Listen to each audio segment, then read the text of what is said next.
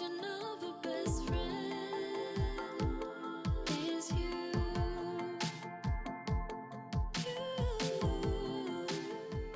My name is Jill Edwards, I'm Rachel Hill. and we come from a small town in New York, Palinville, which is where we met. We met when she was 16 and I was 17. I believe we just clicked right from the beginning and knew that we were going to be forever. Yeah. Do you agree? Yeah.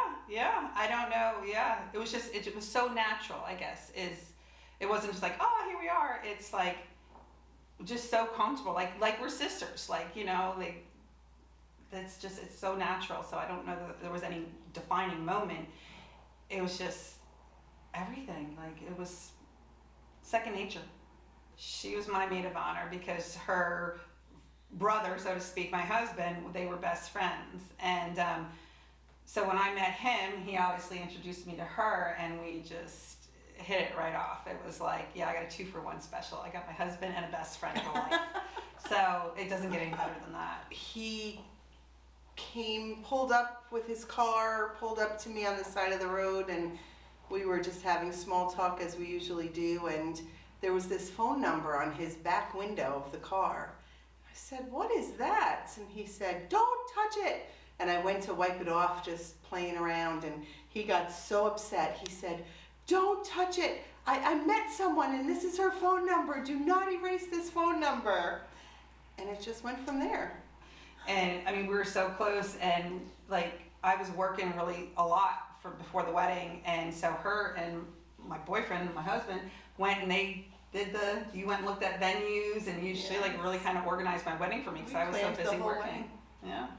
We went to different venues, we did food tasting, all while Rachel was working, and we would call her when we left and would say, "Oh, we don't like this," or, "Oh, this is what we're doing," and Rachel just rolled with it. And some people thought, "That's very bizarre," but we just thought it was normal. Worked for us. Worked for us. It was great. There were a few years that our stories just didn't line up. And it was hard. It was a hard time. And we would see each other out and about, and it would be awkward. But I think I always knew in my mind that it would come around. Yeah. And I think back then we thought that we had all the time in the world to make it happen. Timing is very important. Started going to a new church where her aunt went. And so me and her aunt, became very close, going to church. And she had said to us, like, "Why don't you talk with Jill anymore?" And I was like, I don't know. Just, something happened. I don't know.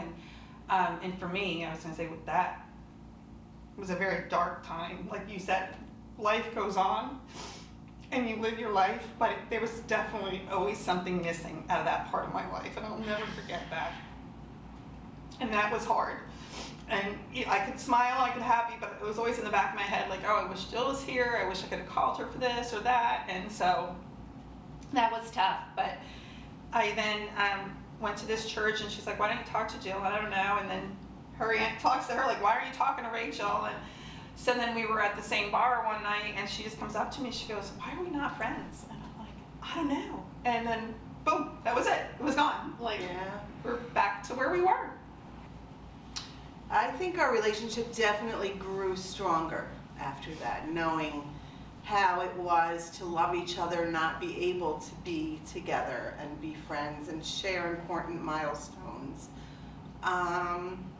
Just taught us to value one another more. Right? Yeah. No, it did. It was like, again, so natural though. I think we started talking at that bar, and then the next day we're calling each other like as if nothing ever happened. Yeah, so we definitely just picked up like right we didn't up. miss a step. Yeah. And then our kids were young, so it was nice because now all our kids got to be raised together, so they're like cousins, It's like it was neat to see our kids. Our kids are all adults now, and they're still very close. Like, her son just went to a concert with my 3 kids, and it's neat. Like, they're just, They choose to be together. They choose to be together. Which is nice. I I was in Florida when I woke up one morning with a pain on my left side of my breast, and I knew immediately. But to preface that, when we were 18 years old, around that time, I had told Jill, I don't see my life beyond 40. I just know I'm gonna get cancer. And she's like, oh, stop, don't say that. I was like, okay. So when I'm 37, I woke up that morning and I felt it. I was like, wow. And it took a couple weeks to get the diagnosis, and but I totally would not have been able to make it through that without her. Like, she was my rock. Like, she came with the doctor's offices with my husband and I, because when you're sitting in there and they're telling you, you've got this, and this is the prognosis, and this is what you gotta do, I don't know that I even heard half of what the doctor said to me. But, so I'm the free-for-all. I'm like, yeah, whatever, fly by the seat of my pants. And she's very organized and so she was able to gather that information and have that information for me, because I was just floored, and I just was like, okay, here we go. And I would have never, having her there, I could have never done, that was one of the darkest times of my life. My son was only 4. My kids, I had 4 under the age of 9 when it happened. And so she was my rock. Like, I could call her any day or night and just have her there, and knowing that she's there to support me and do whatever I needed. She came to my surgeries. I'm sitting in pre-op, and so she was there, and so and my husband too, her brother, needed her too, because it was hard for him to think, oh wow, like, I've got 4 kids, and what happens, something happens to me. But thankfully I had her too, knowing that if I didn't make it, my kids still had a mom. She would have totally stepped in and raised my kids, would help my husband raise the kids. So I had that solace to know that, okay, if it's not meant for me to live, my kids are going to be well taken care of. The timing was impeccable, because it really wasn't long after we started talking again that this happened. And it was almost like God knew that we needed to be in the place that we were. And Rachel taught me a strength that is beyond measure. Can't even imagine what she went through. And although I feel like I went through it as well, nothing compares to the strength that she showed me, her husband, her children. Just what she endured was a lesson forever. Never ever forget it. But it's been 15 years, and we are grateful every day, and we do not take a minute for granted. She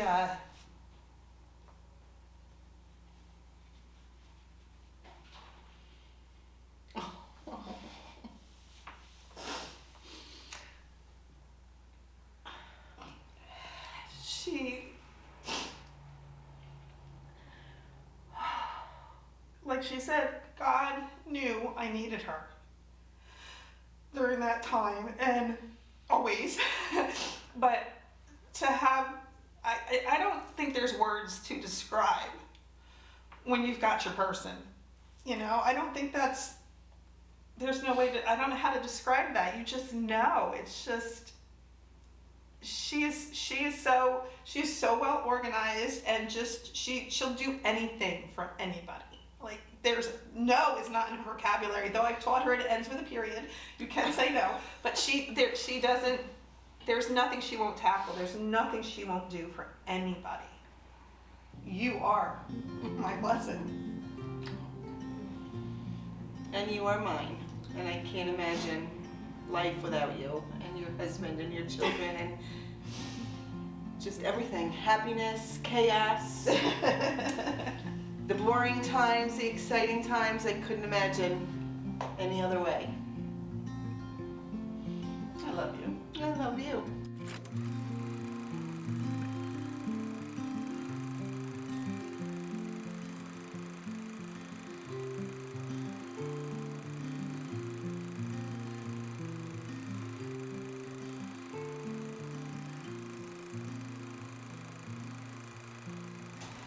Okay, so as I sit here right now, I really want to kill her for bringing me to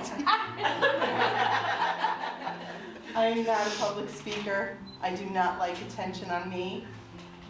But with that said, she has taught me that life is for living.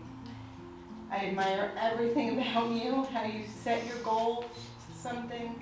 You don't stop until you succeed. You never, ever let obstacles get in your way. They only empower you. And you are just such a blessing to me, my family. My children have learned so much from you and your will to live. You have given me the inspiration to be okay with who I am. I can be myself when I'm with you. No makeup, no frills, messy house. Knock on the door and it's you and it's okay. And that is a good friend, when you don't have to care what you look like, where you are. Just be yourself.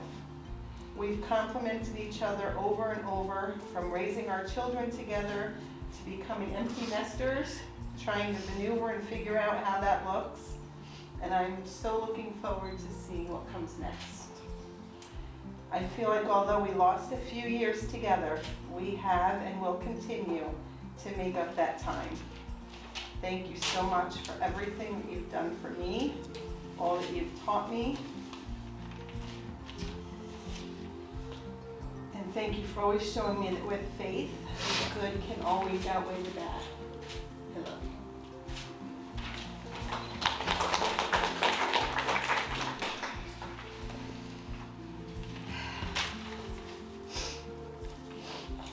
My favorite memory of us is your station wagon when we were 17.